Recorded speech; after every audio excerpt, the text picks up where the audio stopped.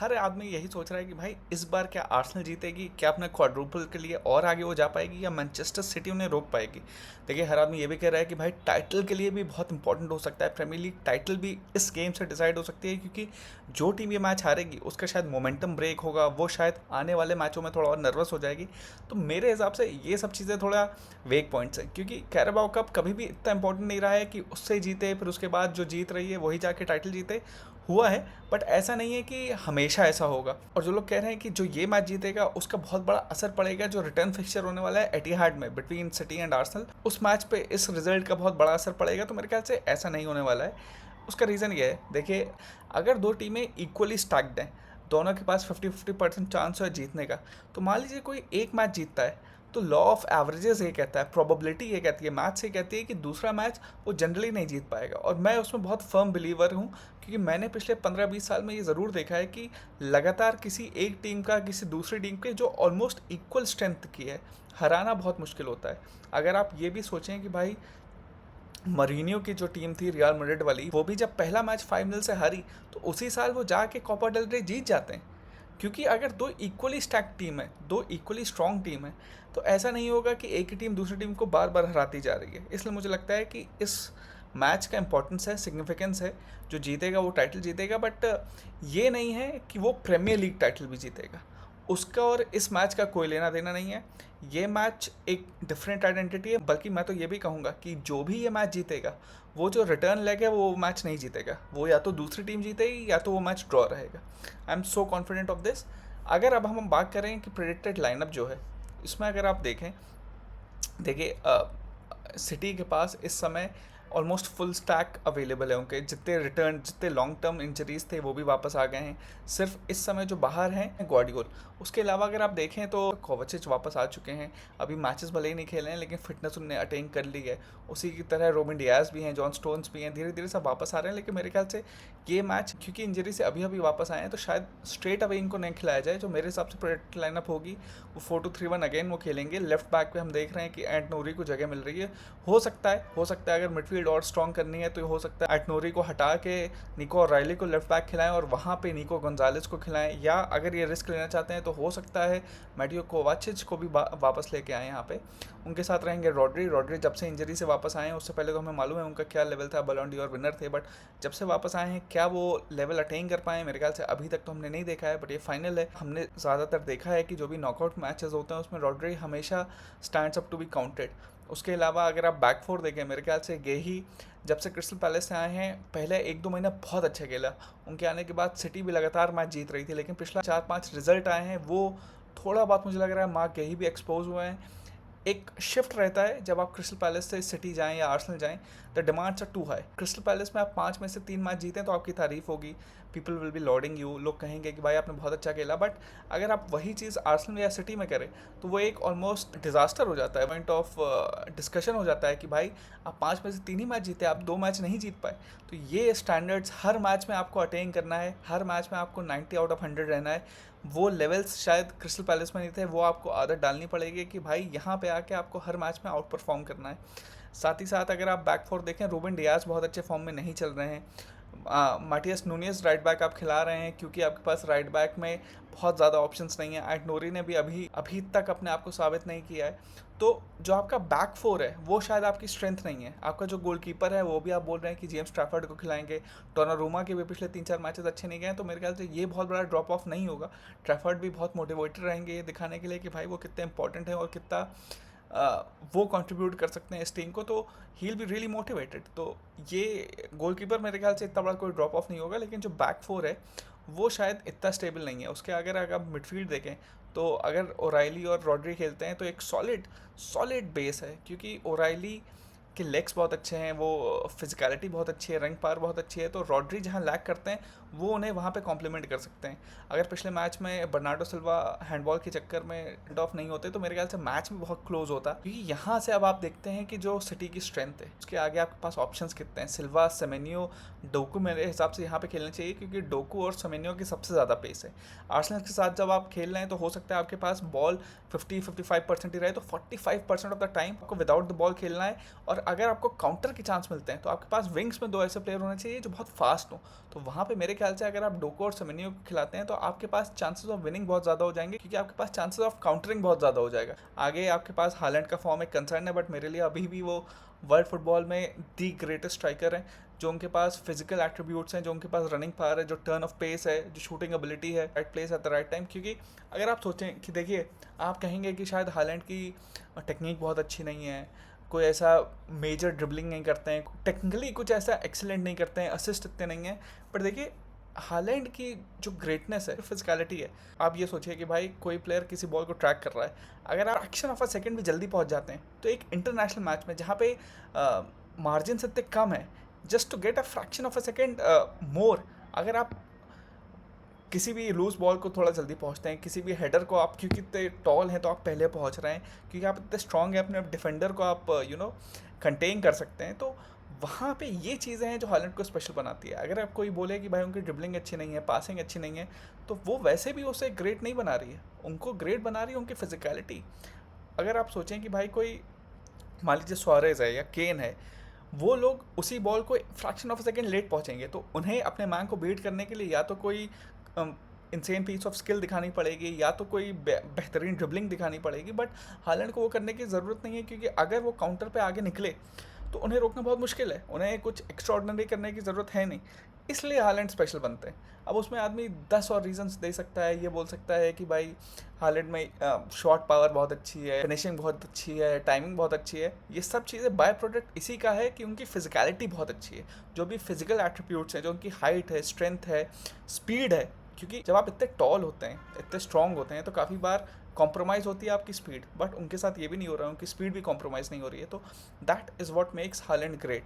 इसलिए मुझे लगता है कि ये लाइनअप है जो सिटी की रहेगी। उसके बाद अगर आप आर्सेनल की लाइनअप देखें तो देखिए, ग्योकरेस पिछले मैच अच्छा खेले थे, हो सकता है उनके साथ जाएं, लेकिन अगर मैं आप मुझसे पर्सनली पूछिए तो मैं यहाँ पे ग्योकरेस की जगह हैवर्ट्स को खिलाऊंगा, क्योंकि हैवर्ट्स के साथ क्या है कि उनकी अंडरस्टैंडिंग ऑफ द गेम बहुत अच्छी है। जो मेरे ख्याल से ग्योकरेस के साथ ये है कि भाई वो अपनी फिजिकलिटी इम्पोज करना चाहते हैं मैच में, अपने डिफेंडर्स को पिन डाउन भी करते हैं, बट जैसे ही उनके पास बॉल आती है वो पोजीशन लूज बहुत करते हैं। मतलब उनकी टेक्निक इतनी अच्छी नहीं है कि अगर उनके पास बॉल आ रही है, नी लेंथ पे आ रही है या शोल्डर हाइट पे आ रही है, तो उसे वो किसी तरह कंट्रोल कर पाए, और बहुत चीपली आर्सेनल पोजीशन लूज कर देता है। तो हाँ, प्रेसिंग में वो अच्छे हैं, वो जनरली हैरी करते हैं अपने डिफेंडर्स को, उनके पीछे रहते हैं, बट क्या ये सफिशेंट है to be an Arsenal striker? Arsenal के लिए अगर आपको एक टाइटल विनिंग टीम है तो वहाँ पे आपको एक एलीट स्ट्राइकर चाहिए, और वहाँ पे भले ही फिनिशिंग आप कह सकते हैं कि ग्योकरेस की हैवर्ट्स से बेटर है, बट और हर चीज़ में हैवर्ट्स इज़ बेटर देन ग्योकरेस। और इसलिए मुझे लगता है कि अभी मैंने भले ही दिखाया कि यहाँ पे ग्योकरेस खेलेंगे, but I have no doubts कि अगर 60-65 मिनट पे मैच ड्रॉ चल रहा है, मैच में कुछ चेंजेस चाहिए हैं, तो Mikel Arteta would look at Havertz, क्योंकि मेरे ख्याल से हैवर्ट्स गेम चेंजर्स इस मैच में हो सकते हैं। बाकी लेफ्ट विंग पे ट्रॉसार्ड, अब देखिए लेफ्ट विंग एक ऐसी पोजीशन है जो पिछले 2-3 साल से आर्सेनल को परेशान कर रही है। मार्टिनेली का एक सीज़न अच्छा गया था, उसके बाद सबको उम्मीद थी कि वो बहुत अच्छा खेलेंगे, बट एक तरह से स्टैग्नेट हो गए हैं। ट्रॉसार्ड आए हैं, बट ट्रॉसार्ड आपके सेकंड चॉइस लेफ्ट विंगर हो सकते हैं, फर्स्ट चॉइस कभी नहीं हो सकते, क्योंकि उनके पास भी वो टर्न ऑफ पेस नहीं है, उनकी एज भी 30+ हो गई है। तो अब वो अपने बैंक को शायद बीट कर सकते हैं, स्किल से बीट कर सकते हैं, लेकिन क्योंकि उनके पास वो स्पीड नहीं है तो उनका जो डिफेंडर है वो वापस कवर अप कर सकता है। ये एक इशू होता है, कोई बहुत फास्ट प्लेयर विद स्किल हो और कोई ऐसा प्लेयर विद इनसेन स्किल हो लेकिन उसके पास स्पीड नहीं है। आजकल क्योंकि हर डिफेंडर के पास फिजिकलिटी और रिंग पावर इतनी ज़्यादा है कि अगर वो बीट भी होता है तो 1 सेकंड के अंदर वो रिकवरी टैकल कर सकता है। इसलिए मेरे ख्याल से ट्रॉसार्ड भी, ये लेफ्ट विंग की पोजीशन है वो थोड़ा आर्सेनल के लिए ढीली है। राइट विंग पे साका, मतलब मेरे ख्याल से तो बहुत अच्छे प्लेयर हैं, बट पिछले 2-3 मैचों में परफॉर्म नहीं कर रहे हैं। उनका भी ऐसा लग रहा है जो एक टर्न ऑफ पेस थी वो धीरे धीरे कम होती जा रही है। वो अपने मैन को बीट भी करते हैं, तो या तो अब ये हो रहा है कि वो भी जानती हैं कि साका उनके the most important creative outlet है, तो उनको मैन मार्क भी करती हैं। जो डिफेंसिव मिडफील्डर है वो भी आके अपने लेफ्ट बैक को सपोर्ट करता है, राइट बैक को सपोर्ट करता है, इसलिए शायद साका उतने इफेक्टिव नहीं दिख रहे हैं। एजे हमने पिछले 2-3 मैचों में देख रहे हैं बहुत ज़्यादा कंट्रीब्यूट कर रहे हैं in terms of goals and assist, but overall अगर आप प्ले देखें तो क्या ओडेगार्ड के आने से आर्सेनल ज़्यादा कंट्रोल करती है? मेरे हिसाब से करती है, लेकिन एजे एक किलर है और मेरे ख्याल से एक एक्स फैक्टर आपको टीम में चाहिए ही है। इसलिए मेरे ख्याल से जिस क्लीन हिटिंग एबिलिटी जो एजे के पास है वो आर्सेनल में पूरी टीम में और किसी के पास नहीं है, इसलिए एजे यहाँ पे जगह कमांड करते हैं। लेकिन अगर वो चाहते हैं कि वो permanent member of this team मिले, ओडेगार्ड आ भी जाए फिर भी उनको हटाया ना जाए, तो उन्हें डिफेंसिवली और ज़्यादा कंट्रीब्यूट करना पड़ेगा। और दूसरा उन्हें जो करना पड़ेगा कि भाई आपको टेम्पो और ज़्यादा अच्छे से कंट्रोल करना पड़ेगा। काफ़ी बार आप सीधे किलर पासेस पे जाते हैं, उसकी वजह से आर्सेनल पोजीशन करती है, तो पोजीशन लूज़ करती है। तो जो अटैकिंग मिडफील्डर में दो चीज़ें बहुत इंपॉर्टेंट है, टेम्पो कंट्रोल करना और प्ले डिक्टेट करना। वो अगर आप फ्रीक्वेंटली बॉल लूज़ करते रहेंगे तो आप क्रिस्टल पैलेस में तो चल जाएगा, जो काउंटर पे ही खेलना चाहती है, आपके पास बॉल ना हो तो भी चलेगा, बट यहाँ पे आपको थोड़ा बहुत ये सोच के चलना पड़ेगा कि आपको बॉल इतना फ्रीक्वेंटली लूज़ नहीं करनी है।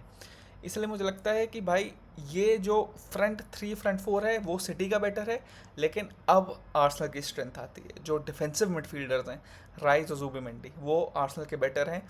ज़ुबिमेंडी लोग बहुत तारीफ़ भी कर रहे हैं, लेकिन मेरे ख्याल से पार्टी उनसे बेटर थे। लेकिन ज़ुबिमेंडी के साथ अच्छी बात यह है कि पोजिशनल अवेयरनेस बहुत ज़्यादा है, बट पिछले एक महीने से हम देख रहे हैं कि फिजिकली थोड़ा स्ट्रगल कर रहे हैं। तो हो सकता है अगर पहले हाफ में फिर से वो स्ट्रगल करते हैं तो नौगार्ड को यहाँ पे लाया जा सकता है, क्योंकि एटलीस्ट सिटी के अगेंस्ट जहाँ पे शायद आपको डिफेंड ज़्यादा करना पड़े, वहाँ पे आपको थोड़ा एक डिफेंसिव प्रेजेंस भी मिले। और काराबाओ कप में अभी तक नौगार्ड खेलते भी आ रहे हैं, तो उनके लिए जस्टिफाई भी होगा ये बात कि भाई जिस टीम ने आपको फाइनल तक पहुँचाया उन्हें आप मौका दें। तो शायद यहाँ पे आप नौगार्ड को भी देख सकते हैं अगर ज़ुबिमेंडी स्ट्रगल करते हैं। बैक फोर मेरे ख्याल से ऐसा रहना चाहिए, क्योंकि सलीबा, गैब्रियल, टिम्बर, हिंकापी, अगर टिम्बर इंजर्ड नहीं है तो टिम्बर ही आने चाहिए, नहीं तो इंजर्ड हैं जितना सुनने में आ रहा है तो बेन वाइट भी आ सकते हैं, कोई मेजर ड्रॉप ऑफ नहीं है। गोलकीपर पे सवाल हो रहा है कि भाई डेविड राया को खेलना चाहिए या अरिगबलागा को खेलना चाहिए, बट ख्याल से राया काराबाओ कप में अभी तक नहीं खेले हैं, तो जो गोलकीपर आपको लाया है उसे ही मौका आप दे सकते हैं। इसमें अलग अलग स्कूल ऑफ थॉट हैं, लोग कह रहे हैं कि भाई टूर्नामेंट जीतना ज़्यादा इंपॉर्टेंट है, ट्रॉफी ज़्यादा इंपॉर्टेंट है, तो उस सेंस में आप राया को ला भी सकते हैं। ये कोई it ultimately boils down to कि आपके मैनेजर क्या सोच रहे हैं।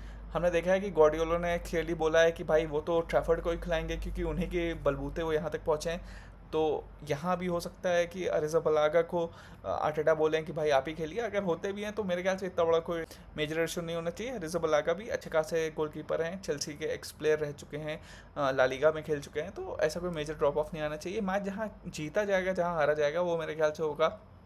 देखिए, जो टीम काउंटर पे खेलेगी, हमने देखा था कि सिटी जब एमिरेट्स आई थी तो वो बहुत डीप सेट कर रही थी और आर्सेनल के पास पूरा पोजीशन था, बट उन्हें ब्रेक डाउन नहीं कर पा रहे थे। सिमिलरली हमने पिछले साल देखा था कि भाई आर्सेनल बहुत डीप सेट की थी और सिटी उन्हें ब्रेक डाउन नहीं कर पा रही थी। तो दोनों टीमें अगर बहुत डिफेंसिवली खेलती है तो ऑपोजिट टीम उसे ब्रेक डाउन नहीं कर पाएगी। दोनों के पास इतना अटैकिंग थ्रेट इस समय नहीं है कि आप ये कह सकें कि कोई भी एट विल किसी को ब्रेक करेगा। तो ये बस देखना पड़ेगा कि कौन सी टीम शुरुआत में ही कंसीड कर लेती है कि भाई हम बॉल नहीं रखेंगे, हम काउंटर खेलेंगे। और मेरे ख्याल से जो टीम काउंटर खेलेगी वो भले ही गेम में आपको लगे कि भाई इतना डोमिनेट नहीं कर रही, इतना अच्छा नहीं खेल रही है, बट मेरे हिसाब से वही टीम मैच जीतने वाली है। आर्सेनल के पास ये फ़ायदा है कि सेट पीसेस पे वो बहुत अच्छे हैं। अगर सेट पीसेस से एक आध गोल निक कर लेते हैं तो चांसेस है कि वो जीते। लेकिन अभी अगर आप मुझसे प्रोडिक्शन पूछें, भले ही मैं आर्सेनल फैन हूँ, पर मुझे लगता है काराबाओ कप, क्योंकि one of the last trophies है जो गॉर्डियोला जीत सकते हैं, क्योंकि मेरे ख्याल से वो भी जानते होंगे कि प्रीमियर लीग बहुत टफ होगा, चैंपियंस लीग से बाहर हो चुके हैं, तो इस पर बहुत ध्यान दे रहे होंगे। तो इसलिए मुझे लगता है कि सिटी, अगर आप मुझसे पूछें तो ये मैच जीत सकती है, मेरी प्रोडिक्शन रहेगी सिटी विन। बट इससे कहीं भी ये डिफाइन नहीं होगा कि एटिहाड में जो मैच हो रहा है वो भी सिटी जीतेगी। अगर सिटी ये मैच जीतती है तो एटिहाड का मैच मैं अभी से प्रेडिक्ट कर सकता हूँ कि वो ड्रॉ होगा या आर्सेनल जीतेगी। वाइज़ा वर्सा, अगर आर्सेनल ये मैच जीतती है तो एटिहाड में मैच जो हो रहा है वो या तो ड्रॉ होगा या तो सिटी जीतेगी। बाकी एक चीज़ जो काफ़ी लोग मिस कर रहे हैं, जो लोग बताते हैं, और काफ़ी अलग अलग आदमी के अलग अलग थॉट हैं, जो एजे का पिछले 2-3 मैचों में अच्छा परफॉर्मेंस हुआ है, तो लोग बोल रहे हैं कि भाई ये विंटर ब्रेक के बाद जनरली जो रन इन होता है उसमें ऐसे बहुत अच्छा खेलते हैं। दूसरा लोग कह रहे हैं कि भाई टीम के साथ अपने एडजस्ट हो गए होंगे, थोड़ा टाइम लगा, अब जितने जितने उन्होंने मैचेस खेले हैं तो अपनी टीम को अंडरस्टैंड कर रहे हैं, इसलिए अच्छा खेल रहा है। बट एक जो मेजर चीज़ जो कोई और आपको नहीं बताएगा, जो सिर्फ मैंने अभी तक एनालाइज़ किया है, जो आपको सिर्फ यहाँ पता चलेगा, वो ये है कि भाई देखिए, एजे के साथ जब वो नहीं खेल रहे थे या जब उनकी परफॉर्मेंस अच्छी नहीं थी, तो आर्टेटा के साथ आपके एक चीज़ आपको माननी पड़ेगी कि अगर आप डिफेंसिवली कंट्रीब्यूट नहीं कर रहे हैं तो आप टीम से बाहर जाएंगे। तो उन्होंने देखा कि एज ए डिफेंसिवली बहुत अच्छे नहीं हैं, और ये जो सेंटर ऑफ द पिच है, जो सेंटर अटैकिंग मिडफील्डर वाली उनकी पोजीशन है, यहाँ से उन्हें ट्रैक भी करना होता है, उन्हें बहुत इंपॉर्टेंट रोल प्ले करना होता है इन प्रेसिंग। अब बिकॉज एज ए इतना अच्छा नहीं है वो, आर्सेनल में अभी आए हैं, उन्हें प्रेसिंग स्ट्रक्चर अभी आर्सेनल का नहीं पता है। तो अर्टेटा ने क्या किया है, उन्होंने ट्रोसार्ड को बोला है कि जो generally almost as a flying winger खेलते थे, काफ़ी वाइड खेलते थे, ऑलमोस्ट यहाँ टकिंग करके as an left attacking midfielder खेलें। इससे क्या होता है कि भले ही 2-3 यार्ड ही वो अपने थोड़ा राइट हैंड पे शिफ्ट हुए होंगे, थोड़ा विंगर से एक अटैकिंग मिडफील्डर की पोजीशन पे आए होंगे, लेकिन इससे फ़ायदा क्या होगा कि एज ए जो रन ट्रैक नहीं कर रहे थे वो अब ट्रोसार्ड ट्रैक करेंगे।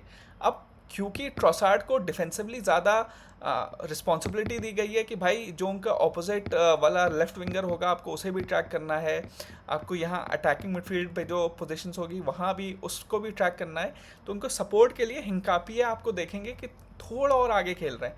आप हिंकापिया की पिछले 3-4 मैचों में पोजीशन देखिए और उससे पहले पोजीशन देखिए, तो आपको क्लियरली दिखेगा कि टिम्बर इतना आगे नहीं जा रहे हैं जितना हिंकापिया आगे जा रहे हैं। उसका रीज़न यही है क्योंकि इस समय जो विथ प्रोवाइड कर रहे हैं वो ट्रोसार्ड नहीं कर रहे हैं। ट्रोसार्ड को बोला भी नहीं गया है कि आप इतने वाइड रहिए, उनसे बोला गया है आप एजे को डिफेंसिवली सपोर्ट करिए, और हिंकापिया को बोला गया है कि आप ऑफेंसिवली ट्रोसार्ड को सपोर्ट करिए। तो ये एक माइनर चेंज हुआ है जिसकी वजह से एजे हम देख रहे हैं कुछ ज़्यादा ब्लॉसम कर रहे हैं, क्योंकि डिफेंसिवली उनको जो रिस्पॉन्सिबिलिटी दी गई है वो थोड़ा कम दी गई है, और उसकी वजह से AJ has been able to shine. ये आपको और कहीं नहीं पता चलेगा। अब शायद जब मैंने बोला है तो और लोग भी सुनेंगे और बोल सकते हैं, और ये एक चीज़ है जिसकी वजह से आर्सेनल के पास ज़्यादा चांसेस भी होंगे, क्योंकि एजे की जो बॉल हिटिंग एबिलिटी है वैसे आर्सेनल में और किसी के पास नहीं है। अगर उन्हें डी या डी के आसपास कहीं भी चांस मिलेगी, I think he can be that killer. बाकी मैंने आपको अपनी प्रोडिक्शन तो दे ही दी, because City has more match winners. Haaland भी गोल मार सकते हैं, सेमेन्यू भी मार सकते हैं, और राइली भी मार सकते हैं। तो मेरे ख्याल से आई थिंक एक नैरो विन हो सकती है फॉर सिटी। Thank you. आप लोग भी बताइए आपके हिसाब से कौन होने वाला है इस मैच का विजेता। और मेरे ख्याल से ये मैच जो भी जीते, मेरी प्रेडिक्शन अगले मैच के लिए और ज़्यादा कॉन्फिडेंट हो जाएगी कि भाई ये मैच जो भी जीते, अगला मैच एटिहाड में वो टीम नहीं जीतेगी। It's a given. भले ही पूरी दुनिया इस समय ये बोल रही है कि जो ये मैच जीतेगा वही वो मैच जीतेगा, बट मैं अभी से बोल रहा हूँ कि जो ये मैच जीतेगा वो रिवर्स लेग नहीं जीतेगा।